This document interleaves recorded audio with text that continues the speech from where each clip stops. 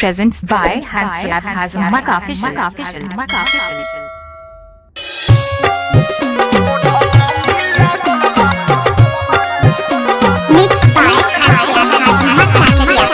Music by Vikesh Bhojpuria. कुला गला लियो बिनई खहो कोइले भरम हुआ बिले बाहर लगोइला ए राजा कुला गला लियो बिनई खहो कोइले भरम हुआ बिले बाहर लगोइले देखी जे लोगावा हमरे के दोसदी ओठला लीला गलबाया बहने पोछदी ओठला लीला गलबाया बहने पोछदी ओठला लीला गलबाया बहने पोछदी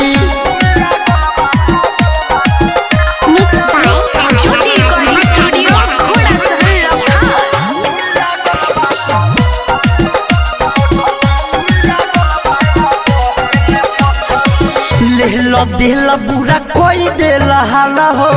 भरम हुआ भीले भइल बाटे लाला हो ले लो दिल बुरा कोई देला हाला हो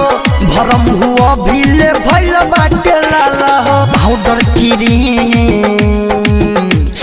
पाउडर क्रीम लेके मुँह में हमें पोता दे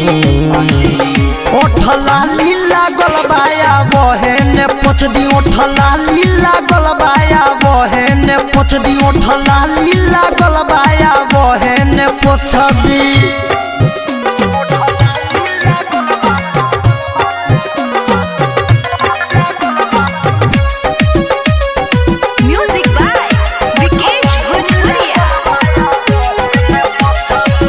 राइटर रीति कौजरे विकास हो अंकित केला सुधीर मानन बात हो